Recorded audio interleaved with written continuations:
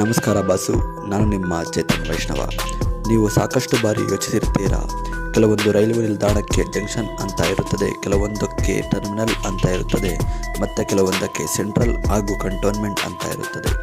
ಹಾಗಾದರೆ ಅದ್ಯಾವ ಆಧಾರದ ಮೇಲೆ ಈ ರೀತಿ ರೈಲು ನಿಲ್ದಾಣಗಳನ್ನು ವಿಭಜನೆ ಮಾಡಲಾಗುತ್ತದೆ ಎಂದು ನಾವು ಇವತ್ತು ತಿಳಿದುಕೊಳ್ಳೋಣ.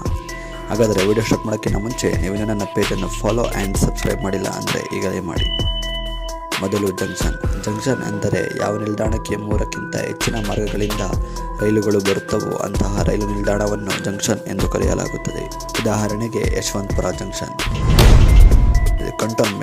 ಕಂಟೋನ್ಮೆಂಟ್ ಅಂದರೆ ಯಾವ ನಿಲ್ದಾಣದ ಹತ್ತಿರ ಮಿಲಿಟರಿ ಬೇಸ್ ಇರುತ್ತದೆಯೋ ಅಥವಾ ಯಾವ ನಿಲ್ದಾಣದ ಹತ್ತಿರ ಆರ್ಮಿ ಏರಿಯಾ ಇರುತ್ತದೋ ಅಂತಹ ನಿಲ್ದಾಣಗಳನ್ನು ಕಂಟೋನ್ಮೆಂಟ್ ಎಂದು ಕರೆಯುತ್ತಾರೆ. ಉದಾಹರಣೆಗೆ ಬೆಂಗಳೂರು ಕಂಟೋನ್ಮೆಂಟ್. ಮೂರನೆಯದು ಟರ್ಮಿನಲ್ ಅಂದರೆ ಕೊನೆ